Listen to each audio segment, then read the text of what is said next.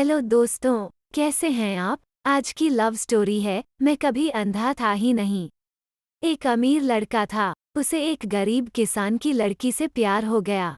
लड़की सुंदर होने के साथ साथ काफी समझदार थी।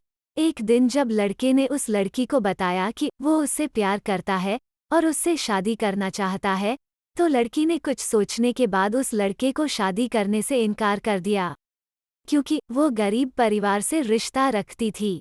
लेकिन कुछ समय बाद जब ये बात उस लड़के को पता चली, तो उसने लड़की के माता पिता से बात की और उस लड़की को समझाया। काफी समझाने के बाद वो लड़की मान गई और दोनों की शादी हो गई। शादी के बाद लड़का उसे बहुत प्यार करता था। दोनों का दाम्पत्य जीवन काफी अच्छा चल रहा था। लेकिन कुछ महीनों बाद लड़की को चर्म रोग स्किन डिजीजेस हो गया, जिसके कारण उसकी खूबसूरती ढलने लगी। अब लड़की को यह डर भी सताने लगा कि उसकी खूबसूरती ढलने के कारण कहीं उसका पति उसे छोड़ न दे। लड़की उस चर्म रोग को ठीक करने का हर संभव प्रयास कर रही थी। समय बीत रहा था और लड़की की खूबसूरती धीरे धीरे ढल रही थी। एक दिन वो लड़का एक काम से दूसरे शहर गया। लड़का जब वहां से वापस आ रहा था, तो उसका रास्ते में एक कार के साथ एक्सीडेंट हो गया। उस दुर्घटना के दौरान लड़के की आंखों की रोशनी चली गई। इस दुर्घटना के कुछ समय के बाद उनका जीवन फिर से सामान्य और सुखी बीतने लगा।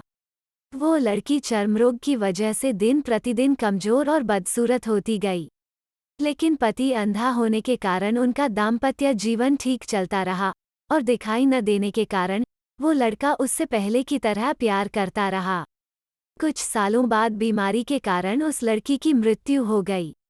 पत्नी की मृत्यु होने के बाद वो लड़का अंदर से दुखी हो गया और वो शहर छोड़कर जाने वाला था।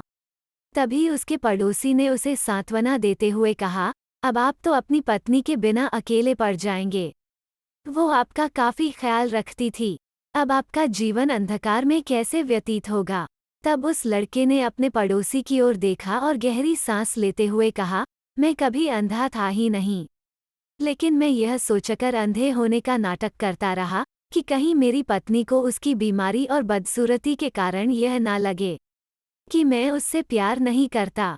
इसीलिए मैं इतने सालों तक बिना कुछ कहे हुए अपनी पत्नी की खुशी के लिए अंधा बना रहा। यह बात सुनकर पड़ोसी की आंखों से आंसू छलक आए और वो लड़का वहां से उठकर चला गया। दोस्तों, स्टोरी कैसी लगी आप हमें कमेंट बॉक्स में बताएं।